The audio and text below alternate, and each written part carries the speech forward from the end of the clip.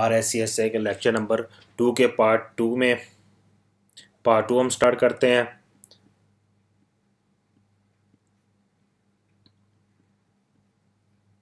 Part 2 को start करने से पहले हम देखते हैं हमने पार्ट 1 में क्या क्या चीज़ें कवर की थी। सबसे पहले हमने कवर किया था कि शेल प्रॉम्प्ट के ऊपर कमांड लाइन का सिंटैक्स क्या है, कमांड लाइन कितनी टाइप्स की होती हैं, इंटरनल कमांड क्या होती हैं, एक्सटर्नल कमांड क्या होती हैं, एलियास क्या होते हैं। उसके बाद हमने देखा था इनपुट एंड आउटपुट रिडक्शंस क्या होती हैं। उसके बाद हमने देखा था कि मल्टी यूज़र टारगेट के अंदर हम लॉगिन और स्विच यूज़र किस तरह कर सकते हैं। उसके बाद हमने देखा था टार जीजिप और बीजिप 2 के थ्रू हम अपने डाटा को आर्काइव, कंप्रेस, अनपैक और अनकम्प्रेस किस तरह कर सकते हैं। अब हम देखते हैं कि हम टेक्स्ट फाइल को क्रिएट और एडिट किस तरह कर सकते हैं। सबसे पहले हम कोई भी फाइल यहाँ पे कोई भी टेक्स्ट फाइल क्रिएट कर लेते हैं। टेक्स्ट फाइल क्रिएट करने के लिए दो तरीके हैं। एक टच के थ्रू हम कोई भी फाइल क्रिएट कर लेते हैं। टच आगे फाइल का नाम दे देते हैं, फाइल 1.txt। ये फाइल क्रिएट हो गई है। इसी तरह एक और फाइल विम के थ्रू भी हम फाइल क्रिएट कर सकते हैं। ठीक है, विम आगे फाइल का नाम। तो मैं इस टाइम मेरा जो कर्सर इस टाइम जो मैं फाइल को जब ओपन किया हुआ है विम के थ्रू, तो जिस प्रॉम्प्ट जो मेरा सामने आपको प्रॉम्प्ट नज़र आ रहा है ये एस्केप मोड है। विम के 3 मोड हैं। विम एडिटर के 3 मोड हैं। एक सबसे पहले एस्केप मोड, दूसरा इंसर्ट मोड, तीसरा रिप्लेस मोड। हम बारी बारी देखते हैं इनका क्या है। बाय डिफ़ॉल्ट जब मैं एस्केप मोड प्रेस करता हूँ, यानी एस्केप प्रेस करता हूँ, तो मेरे पास वो कहाँ आ जाएगा, एस्केप मोड के अंदर आ जाएगा। इंसर्ट प्रेस करता हूँ तो वो इंसर्ट मोड में आ जाएगा। एक दफ़ा दोबारा इंसर्ट प्रेस करता हूँ तो वो रिप्लेस मोड में आ जाएगा। मेरे पास मैकबुक है तो मैं उसमें इंसर्ट का बटन नहीं होता, तो इसलिए मैं दोबारा इंसर्ट का बटन नहीं प्रेस कर सकता। तो आप अपने पास ट्राई करके देखिएगा, दोबारा इंसर्ट का बटन दबाएंगे तो वो रिप्लेस मोड में चला जाएगा। इस टाइम मेरे पास जो कर्सर है वो कौन सी रो के ऊपर है, रो नंबर 2 के ऊपर है, कॉलम नंबर 1 के ऊपर है। इस टाइम में कर्सर जो है रो नंबर 1 के ऊपर है और कॉलम नंबर 1 के ऊपर है। इसी तरह मैं इसको अगर आगे जाता हूँ तो रो नंबर 2 कॉलम नंबर 3, ये मुझे लाइन बता रहा है और कॉलम बता रहा है क्या क्या है। ये पहला रो, दूसरा कॉलम। उसके बाद मैं आई प्रेस करता हूँ तो जहाँ भी मेरा कर्सर है तो वहीं पर इंसर्ट हो जाएगा। ठीक है, अगर मैं ओ प्रेस करता हूँ तो एक लाइन बाद मेरे पास इंसर्ट हो जाएगा। जहाँ पे मेरे पास कर्सर है, जहाँ पे कर्सर है उसकी नेक्स्ट लाइन के अंदर, उसकी नेक्स्ट लाइन के लिए इंसर्ट प्रेस हो जाएगा। अगर मैं ओ का ऑप्शन यूज़ करता हूँ, ओ प्रेस करता हूँ, तो मेरे पास नेक्स्ट लाइन पर कर्सर चला जाएगा इंसर्ट मोड के अंदर। ठीक हो गया। उसके बाद अगर मैं कर्सर जहाँ पे कर्सर है वहाँ पे रखकर अगर मैं ए प्रेस करता हूँ तो एक स्टेप आगे जाके इंसर्ट हो जाएगा। ठीक हो गया। लाइन को रिमूव करने के लिए, अगर जो शुरू में कोई लाइन लिखी हुई है उस लाइन को रिमूव करने के लिए मैं डबल डी प्रेस करूँगा तो वो लाइन रिमूव हो जाएगी। जिस तरह ये रिप्लेस अगर मैं रिमूव करना चाहता हूँ तो यहाँ डबल डी लिखूँगा तो वो रिमूव हो जाएगा। अंडू करने के लिए यू प्रेस करता हूँ तो वो अंडू हो जाएगा। अगर ये ब्लैंक लाइन है इसको मैं रिमूव करना था डबल डी, इसको भी रिमूव करना है डबल डी। अब मैंने कॉपी करना है टेक्स्ट फाइल के अंदर। किस तरह मैं कॉपी कर सकता हूँ, सिंगल लाइन कॉपी करनी है तो उसके लिए डबल वाई एस्केप मोड के अंदर, और उसको जब पेस्ट करना है एस्केप मोड के अंदर ही पी, तो वह पेस्ट हो गया। अगर मैंने मल्टीपल लाइन्स कॉपी करनी है तो जहाँ से मैंने कॉपी करनी है वहाँ पे कर्सर लाकर अगली नेक्स्ट लाइन जितनी कॉपी करनी है उसका नंबर, यानी मैंने 4 कॉपी करनी है तो Y4, तो ये वो बता रहा है कि मेरे पास इतनी लाइन कॉपी हो गई हैं। तो उसको मैं पेस्ट करने के लिए वही उसी तरह पी प्रेस करूँगा तो सारी की सारी पेस्ट हो जाएंगी। इस फाइल को सेव करने के लिए एस्केप मोड के अंदर Shift:W राइट हो जाएगा, यानी इस फाइल सेव हो जाएगी। इस फाइल को से निकलने के लिए, एग्जिट करने के लिए Q। तो मैं दोबारा फाइल को ओपन कर लेता हूँ। इस फाइल के अंदर अगर कुछ रिप्लेस करना है, यानी कोई स्ट्रिंग रिप्लेस करनी है, तो मैं एस्केप मोड के अंदर ही सबसे पहले हम ये देख लेते हैं। चलो रिप्लेस वाला ही देख लेते हैं सबसे पहले। एस्केप मोड के अंदर इस सबसे पहले मैं स्लैश दबाऊंगा, उसके बाद परसेंटेज के बाद S स्लैश। सबसे पहले मैं वो नाम लिखूंगा जो मैंने न्यू एंटर करना है। तो मैं रिप्लेस की जगह मैं करता हूँ उर्दू IT। उसके बाद ओल्ड जिसको मैंने रिप्लेस करना है उसका नाम, वो स्ट्रिंग जो रिप्लेस करनी है, एंड पे G और एंटर। Pattern not found.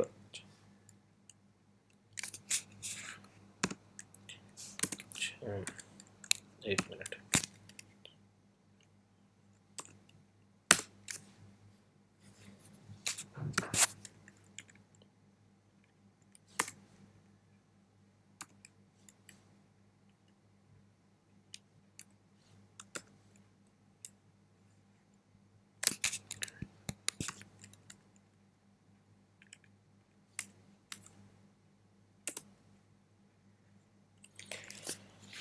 चलिए इसको हम देखते हैं। उसके बाद हम इसमें अगर मैंने फाइल के अंदर कुछ सर्च करना है, रिसर्च करना है, सर्च करना है, सबसे पहले अगर मैंने फाइल के अंदर सर्च करना है तो उसके लिए मैं यूज़ करूँगा एस्केप मोड में स्लैश, आगे नाम मैं जो सर्च करना चाहता हूँ वो नाम लिखूँगा। इंसर्ट अगर मैं सर्च करना चाहता हूँ तो इंसर्ट, तो जो उसको सबसे पहले मिलेगा टॉप के ऊपर जो सबसे पहले मिलेगा वहाँ वो लाके कर्सर रख देगा, रिप्लेस वहाँ पे कर्सर शो करना शुरू कर देगा कि यह मिल गया। अगर मैंने नेक्स्ट सर्च करना है कि आगे इंसर्ट होल भी है इस फाइल के अंदर, तो N प्रेस करूँगा तो नेक्स्ट आ जाएगा, Shift+N प्रेस करूँगा तो बैक चला जाएगा।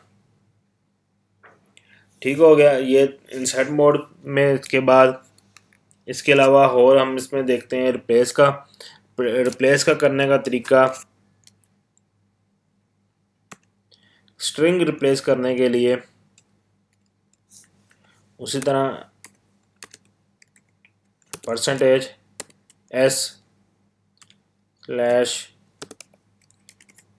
Urdu IT new string, old string जिसको रिप्लेस करना है, एंड पे G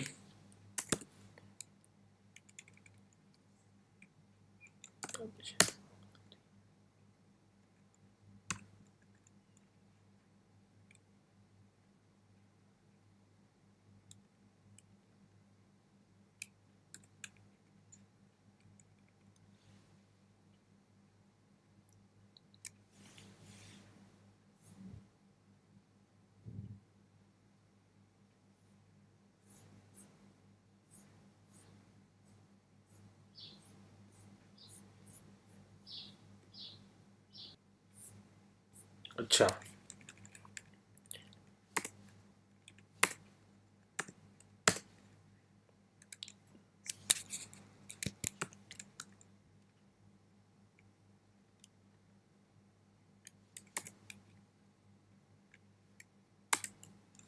एक मिनट, कोलन ओहो %S स्लैश न्यू लाइन के लिए न्यू स्ट्रिंग रिप्लेस, जिसको रिप्लेस करना है ओल्ड स्ट्रिंग को, रिप्लेस G।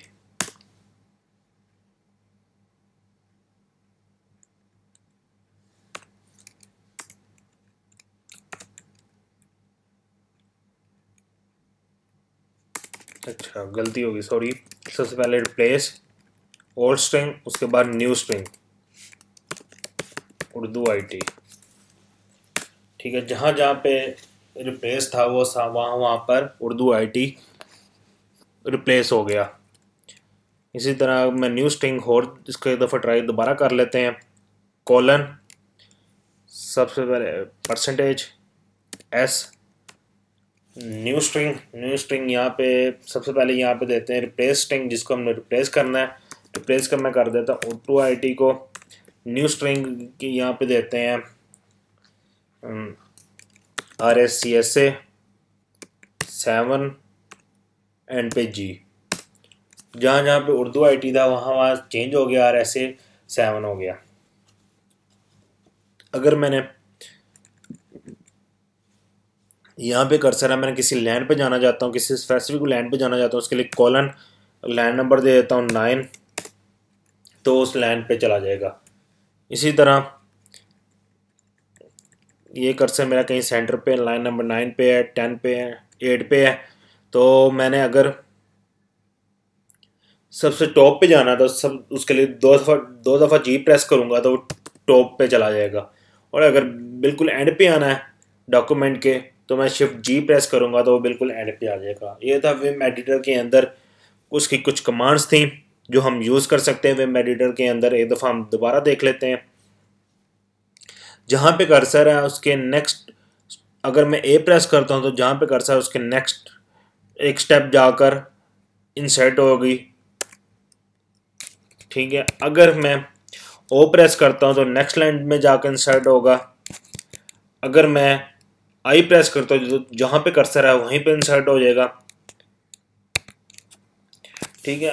उसके बाद मैं कोई फाइल में सर्च करना चाहता हूँ तो /RSCSA 7 सर्च करता हूँ तो वो जहाँ जहाँ पर है वहाँ मुझे शो कर देगा। नेक्स्ट जाने के लिए स्मॉल एन प्रेस करूँगा, फिर नेक्स्ट जाने के लिए N प्रेस करूँगा, बैक जाने के लिए शिफ्ट N प्रेस करूँगा। कोई चीज़ डिलीट करनी है तो डिलीट करने के लिए जहाँ से डिलीट करनी है स्टार्ट में कर्सर रखकर, उसके स्टार्ट में कर्सर रखकर D प्रेस करूँगा तो डिलीट हो जाएगी। अंडू करने के लिए U, कॉपी करने के लिए सिंगल लाइन कॉपी करने के लिए Y, पेस्ट करने के लिए P, मल्टीपल लाइन कॉपी करने के लिए Y। आगे लाइंस नंबर जितने देने हैं, 4 करनी है 4 करनी है, 3 करनी है 3 करनी है, उतने दे दूँगा। मैंने 3 प्रेस किए तो Y 3 किया था प्रेस, तो उसको P से पेस्ट करता हूँ तो वो 3 लाइंस मेरे पास कॉपी हो जाएंगी। उसके बाद किसी स्पेसिफिक लाइन पे जाना है तो मैं उसके कोलन डाल के लाइन नंबर दूंगा तो वो उस लाइन पे चला जाएगा। स्ट्रिंग को रिप्लेस करने के लिए कोलन %s न्यू स्ट्रिंग, पहले सबसे पहले हम देंगे यहाँ पे ओल्ड स्ट्रिंग RSCSA 7, इसको हम प्लेस कर देंगे उर्दू IT अकेडमी के साथ एंड पे G। तो जहाँ जहाँ पे RSCSA 7 था वहाँ उर्दू IT अकेडमी हो गया।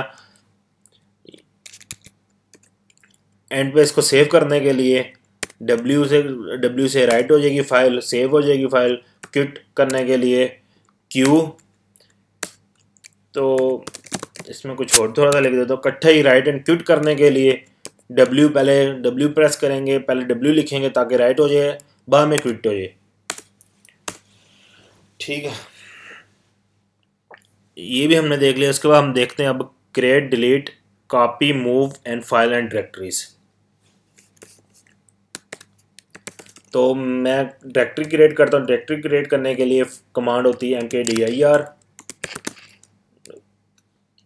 Directory 1, directory 2, directory 3, directory 4। 4 directories मैंने क्रिएट कर ली। 2 फाइल्स ऑलरेडी क्रिएट हैं तो 2 फाइल्स और मैं क्रिएट कर लेता हूँ टच के through. File 3.txt, file 4। Total हमारे पास 4 फाइल्स हो गई, 4 डायरेक्टरीज हो गई। ये हमने फाइल क्रिएट कर ली, डायरेक्टरी क्रिएट कर ली। अब हम कॉपी करते हैं। मैं 2 फाइल्स को cp1 एंड cp फाइल 3 को, cp1 फाइल 1.txt, फाइल 4, इन 2 फाइल्स को मैं कॉपी करता हूँ डायरेक्टरी 1 के अंदर। तो मैं डायरेक्टरी 1 के अंदर जाके चेक करता हूँ कॉपी हुई कि नहीं हुई। तो मेरे पास दो फाइल्स डायरेक्टरी 1 के अंदर कॉपी हो गई। अब डायरेक्टरी 1 को मैं कॉपी करता हूँ, cp माइन डायरेक्टरी 1 को मैं कॉपी करता हूँ डायरेक्टरी 4 के अंदर, तो मुझे एरर आ जाएगा ओमिटेड डायरेक्टरी को। वो मुझे बता रहा है कि ये डायरेक्टरी या फाइल नहीं है। तो डायरेक्टरी को कॉपी करने के लिए मैं स्विच लगाऊंगा -r का, तो वो कॉपी होगी। तो डायरेक्टरी 4 के अंदर जाके चेक करता हूँ कॉपी हुई कि नहीं हुई। वो फाइल डायरेक्टरी 1 कॉपी हो गई। अब हम कट करते हैं, मूव करते हैं। मूव करने के लिए mv फाइल 3.txt और फाइल 2.txt इसको कॉपी कर दे, इसको कट कर देता हूँ, मूव कर देता हूँ डायरेक्टरी 2 में। तो ये डायरेक्टरी 2 में चेक करता हूँ, देखिए यहाँ पे जो ख़त्म हो गई है, शो नहीं हो रही। डायरेक्टरी 2 में चेक करता हूँ तो कॉपी हो गई, सॉरी मूव हो गई, कट हो गई। अब डायरेक्टरी 2 को मैं मूव करता हूँ डायरेक्टरी 4 के अंदर। तो डायरेक्टरीज को मूव करने के लिए मुझे -r की स्विच की ज़रूरत नहीं है, ऑटोमेटिकली वो कॉपी मूव हो जाती हैं। तो डायरेक्टरी 4 के अंदर इधर ls करके देखता हूँ तो डायरेक्टरी 2 नहीं है। तो डायरेक्टरी 4 के अंदर मैं देखता हूँ तो डायरेक्टरी 2 यहाँ पे कॉपी हो गई। अब डायरेक्टरी 2 को डिलीट करते हैं। डिलीट करने के लिए स्विच -r के लिए डायरेक्टरी dr2, तो कहता है जी can not remove is a directory. तो इसको डायरेक्टरी को रिमूव करने के लिए मैं -r का स्विच लगाऊंगा। तो मुझसे पूछा इस डायरेक्टरी को डिलीट करना है कि नहीं करना, मैं कहता हूँ यस। तब इसके अंदर जितनी फाइल्स हैं मुझसे बारी बारी पूछेगा डिलीट कर दो कर दो, मैं कहता हूँ कर दो। अब मैं ये चाहता हूँ कि मुझसे ये ना पूछे कि यस और नो, तो मैं उसके लिए क्या करता हूँ डायरेक्टरी rm-rf से फोर्सफुली कि फोर्सफुली जो कुछ है वो सारा डिलीट कर दो। तो अब उसने मुझसे नहीं पूछा कि मैं इसको यस डिलीट करूँ कि ना करूँ। ये डायरेक्टरीज को डिलीट कर दिया। अब हम फाइल्स को डिलीट करके देख लेते हैं उसी तरह। rm-f फाइल 1.txt, या इसको फाइल 4 को डिलीट कर देते हैं। ठीक हो गया। ये अब हमने कर लिया create, delete, copy, move file and directories. अब हम देखते हैं हार्ड लिंक्स क्या होते हैं और सॉफ्ट लिंक्स क्या होते हैं। सबसे पहले हार्ड लिंक, सबसे पहले हम देख लेते हैं सॉफ्ट लिंक्स क्या होते हैं। सॉफ्ट लिंक्स के लिए जो आइनोड नंबर होता है वो डिफरेंट होता है। जब भी हम सॉफ्ट लिंक्स, मैं किसी भी फाइल का या डायरेक्टरी का सॉफ्ट लिंक बनाऊंगा तो उसका जो आइनोड नंबर होगा वो चेंज हो जाएगा, सेम नहीं रहेगा। और अगर मैं सोर्स फाइल यानी जिस फाइल का जो ओरिजिनल फाइल है जिसका मैंने सॉफ्ट लिंक बनाया वो डिलीट कर देता हूँ तो मेरा सॉफ्ट लिंक की वाली फाइल के ऊपर कोई इफेक्ट नहीं आएगा, वो एज इट इज़ उसी तरह की इसी तरह पड़ी रहेगी। करके देख लेते हैं। मैं कुछ फाइल दो क्रिएट कर लेता हूँ, सॉफ्ट लिंक 1 के नाम से, एक सॉफ्ट लिंक 2 के नाम से, दो फाइल्स मैं क्रिएट कर ली। इसका सॉफ्ट लिंक का मैं सबसे पहले लिंक बनाता हूँ। सॉफ्ट लिंक 1 फाइल का लिंक बनाने से पहले मैं आपको दोनों का UI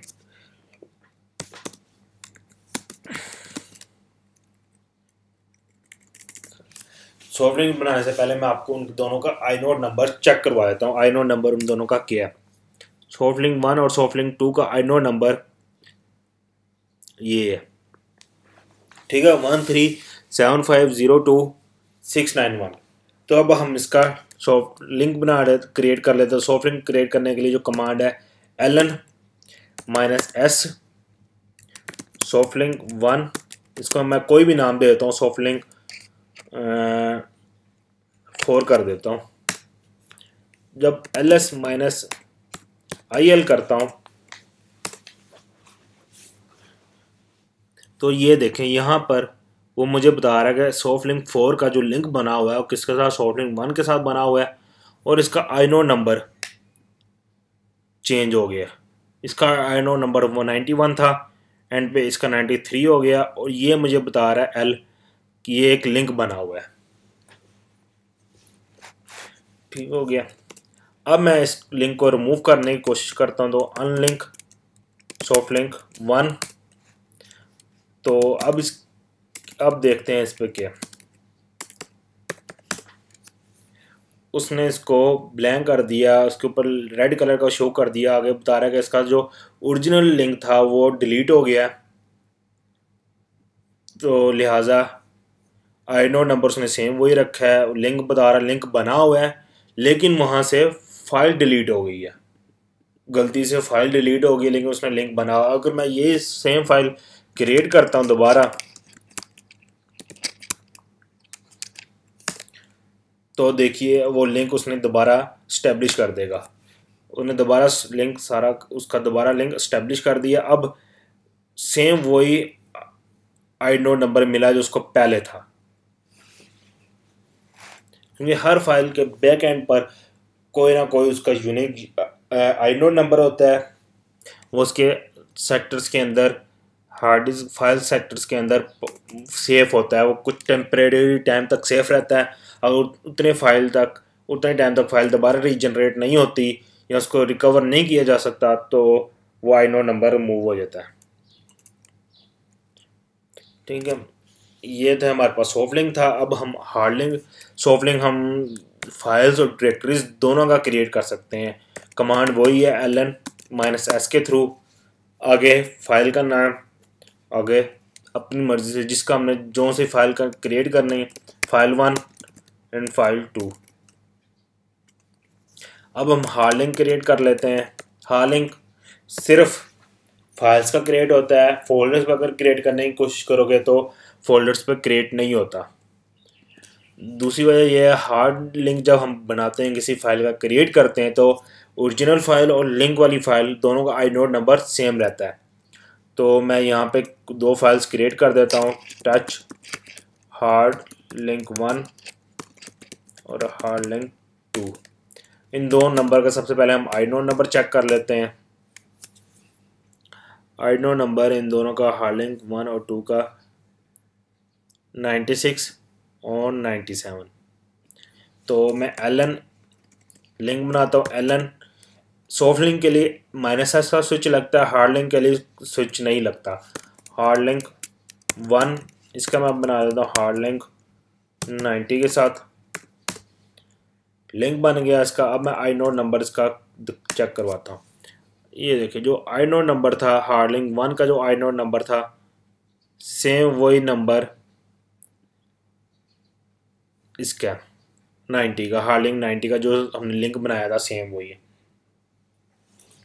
अगर मैं इसको डिलीट कर देता हूँ, जो मेरे पास ओरिजिनल फाइल पड़ी हुई है हार्ड लिंक 1, तो चेक करें मेरे पास उसी तरह ओरिजिनल डाटा, वो जो लिंक वाली फाइल है वो उसी तरह सेफ है।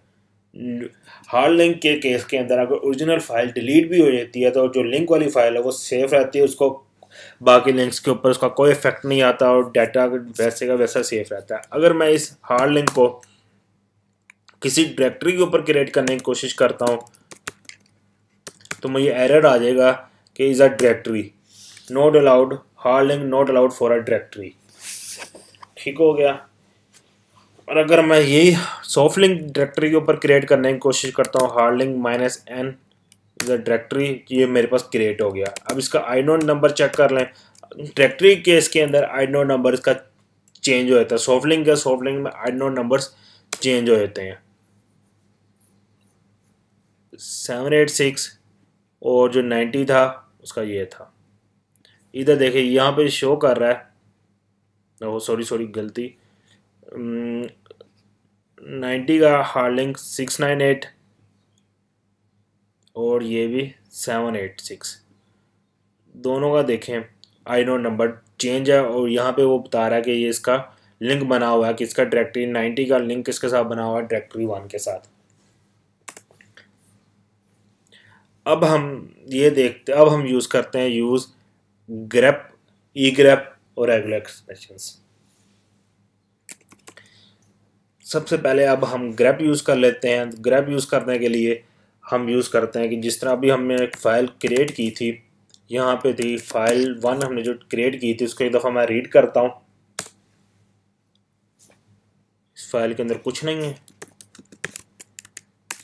ओ सॉरी, गलती हो गई, फाइल डिलीट कर दी है। चलें कोई नहीं, हम एक काम करते हैं कि जो फाइल पड़ी हुई है वहाँ से कोई ना कोई फाइल एक कॉपी कर लेते हैं ईटीसी के अंदर से, या ईटीसी के अंदर से कॉपी कर लेता हूँ कोई फाइल ईटीसी के अंदर से red hat dash release dot, इसको मैं यहाँ पे कॉपी कर लेता हूँ। तो इस फाइल को मैं रीड करके दिखा देता हूँ। इस फाइल के अंदर एक नया गिग बता रही है मेरे पास कि रेड हैट की कौन सी रिलीज़ है। रेड हैट एंटरप्राइज लिनक्स की जो रिलीज़ है वो मैं कौन सी यूज़ कर रहा हूँ, 7.1 यूज़ कर रहा हूँ। ठीक है, तो ये फाइल तो बिल्कुल ही छोटी सी है। हम कोई बिग फाइल को कॉपी कर लेते हैं /etc के अंदर sys config के अंदर नेटवर्क डैश स्क्रिप्ट के अंदर इफ़ नेटवर्क की जो फाइल है वो मैं कॉपी कर लेता हूँ। इस फाइल को एक दफ़ा रीड करके देख लेते हैं। ये इतना कुछ है ये इस फाइल के अंदर। तो मैं चाहता हूँ इस फाइल के अंदर से मैं कोई स्पेसिफिक डाटा कॉपी करना है, ये सर्च करना चाहता हूँ, ग्रैब करना चाहता हूँ, और बिना इस फाइल को ओपन किए इस फाइल के अंदर है कि नहीं है, तो मैं यूज़ करूँगा पाइपसाइन।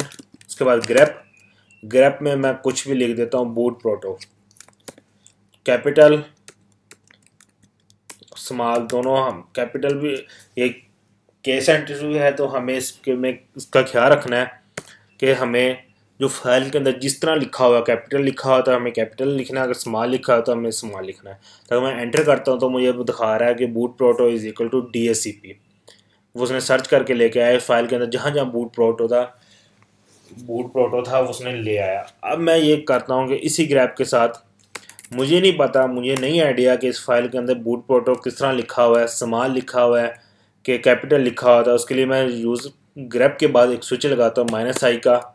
इसका मतलब है ignore upper case and lower case. तो मैं जिस तरह चाहूँ उसको लिख लेता हूँ, बूट प्रोटो, एंटर करता हूँ तो वो मेरे पास ले आया boot proto is equal to DHCP। इसी तरह इसके अंदर मैं कुछ और सर्च करना चाहता हूँ, ऑन बूट, वो ले आया on boot is equal to no. इसी तरह ई ग्रैप की जगह ग्रैप हम इस तरह भी मैं यूज़ कर सकता हूँ, ग्रैप ऑन बूट को ग्रैप करो, ऑन बूट को ग्रैप ऑन बूट, कहाँ से, FCHG,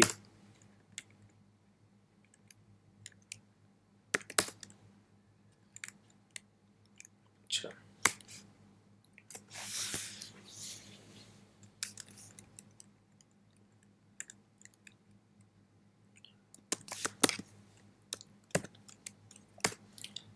ठीक है। अब हमने अभी ग्रैप देखा था, ग्रैप के बाद अब ई ग्रैप देख लेते हैं। ई ग्रैप के अंदर ये ई ग्रैप इन्हांस है, तरीकाकार उसका वही है। ई ग्रैप का -i साथ अपर केस है, लोअर केस पड़ी DNS अच्छा PRE, मैंने स्पेलिंग प्री DNS की तरह मिस्टेक लिखे थे उस फाइल के अंदर नहीं मौजूद, तो मैं दोबारा इसको लिखता हूँ PRDNS जहाँ जहाँ तो वो फाइल को रीड करके ले आया, ignore upper case and lower case की केस। इसी तरह कैट ETC पासवर्ड और फाइल, इसके अंदर यूज़र्स होते हैं जो क्रिएट होते हैं मशीन के अंदर, उसकी सारी इन्फॉर्मेशन इस फाइल के अंदर होती है। तो उसको मैं ग्रैब करके ले आता हूँ रूट यूज़र की इंफॉर्मेशन ई ग्रैब के थ्रू। तो वो जहाँ जहाँ रूट यूज़र वो शो कर रहा था वो सारी इन्फॉर्मेशन ले आया। ये रूट यूज़र है, इसकी होम डायरेक्टरी है, इसकी होम डायरेक्टरी कौन कौन सी है, रूट है, /bin और /bash। जहाँ जब हम यूज़र मैनेजमेंट का देखेंगे टॉपिक तब हम ये चीज़ें देखेंगे ये क्या क्या है। पी ग्रैप, मैं कोई प्रोसेस देखता हूँ मेरी मशीन के ऊपर कौन कौन से प्रोसेस चल रहे हैं, तो मैं इसमें से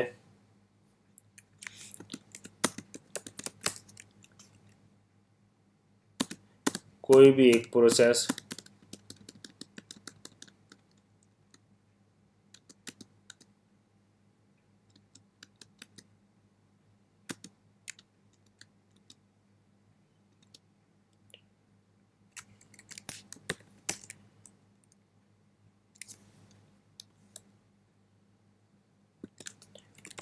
इसमें मैं पी ग्रैप करता हूँ।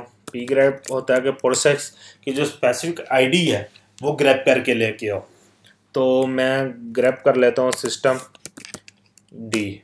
सिस्टम डी की जो इस टाइम जो प्रोसेस आईडी चाह रही है वो एक 1 है, एक 829 है और एक 841 है और 1148 है। यानी इस टाइम मशीन के ऊपर जो सिस्टम डी के जो प्रोसेस चाह रहे हैं वो 4 प्रोसेस चाह रहे हैं।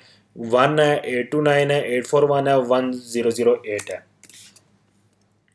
उसके बाद इसमें रह गई थी हमारे पास कुछ चीज़ें रह गई थी कि फ़ाइल को किस तरह हम रीड कर सकते हैं, फाइल को किन किन स्टेप्स के थ्रू, किन किन मेथड के थ्रू हम रीड कर सकते हैं फाइल को। एक मेथड है कैट, दूसरा हेड, तीसरा टॉप, चौथा हमारे पास आ जाता है हेड टेल, टॉप नहीं था, हेड टेल और मोर। जो कैट है वो कैट सारी की सारी फाइल के अंदर जो जो जो कंप्लीट फाइल को एक दफ़ा रीड कर लेता है एट अ टाइम, एक ही टाइम में पूरी फाइल को रीड कर लेता है। जिस तरह cat ifconfig if C F G dash E T, जो फाइल थी पूरी की पूरी फाइल को रीड कर लिया इसने एक ही टाइम में। उसके बाद हेड है, हेड क्या करता है, टॉप 10 लाइंस को रीड करता है फाइल में। जो टॉप 10 लाइंस थी उनको रीड करके ले आया। मैं चाहता हूँ कि हेड के साथ ही मैं टॉप 12 लाइन रीड करके लेके आऊँ, टॉप 15 लाइन रीड करके लेके आऊँ। तो उसके लिए मैं स्विच लगाऊंगा -n, आगे नंबर दे दूंगा जितनी मुझे लाइंस चाहिए। 15 लाइंस मैंने उसको कहा कि रीड करके लेकर आओ, तो वो 15 लाइंस रीड करके ले आया। उसके बाद आ गया टेल। टेल लास्ट की 10 लाइंस को रीड करता है, ये लास्ट की 10 लाइंस को रीड करके ले आया। मैं कहता हूँ लास्ट 12 लाइंस को रीड करके लेको। इसी तरह -n 13, आगे जितने इसको बताने हैं 13 लाइंस रीड करनी है, 13 लाइन्स रीड करनी है, तो उसके लिए उतने डिजिट्स लिखे, वो उतना नंबर लिखेंगे तो वो लाइंस को रीड करके ले आएगा। N13। उसके बाद मोर होता है, मोर पेज बाय पेज लाइन को रीड करता है। पेज बाय पेज के लिए अब मैं कौन सी फाइल देखूं, इसको ट्राई करके देखते हैं। ये पेज बाय पेज रीड होती है, नहीं हो, ये पेज बाय पेज नहीं, ये एक ही पेज पे पूरी कंप्लीट फाइल है। तो ETC के अंदर मोर प्रोटोकॉल्स की एक फाइल थी। मैं इसको ज़रा दोबारा इसको ख़त्म बंद कर देता हूँ। मोर प्रोटोकॉल्स की एक फाइल है। मोर पेज बाय पेज इस फाइल को पेज बाय पेज रीड करता है। तो मैं इसको एंटर करता हूँ तो उसने ये एक पेज रीड किया। दोबारा एस्केप प्रेस करता हूँ तो दूसरा पेज रीड किया। अगर लाइन बाय लाइन इसको रीड करना है तो मैं एंटर कर ही जाऊँगा तो वो लाइन बाय लाइन रीड करता जाएगा। एस्केप प्रेस कर जाऊँगा तो वो पेज बाय पेज रीड करता जाएगा। इसको क्विट करना है तो क्विट करने के लिए क्यू प्रेस करूँगा तो क्विट हो जाएगा।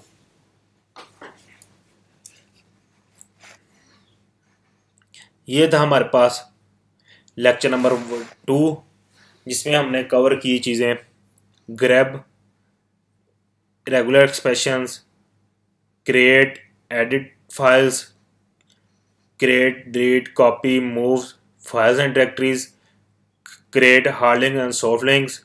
उसके बाद हमने इसमें चेक किया था, पढ़ा था, कवर किया था क्रिएट, कैट फाइल को किस तरह किन किन तरीक़ों से रीड कर सकते हैं, किन किन मेथड से रीड कर सकते हैं। कैट था, दूसरा हेड था,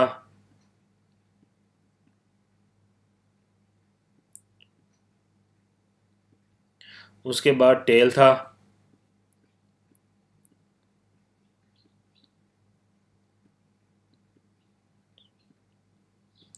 उसके बाद मोर था,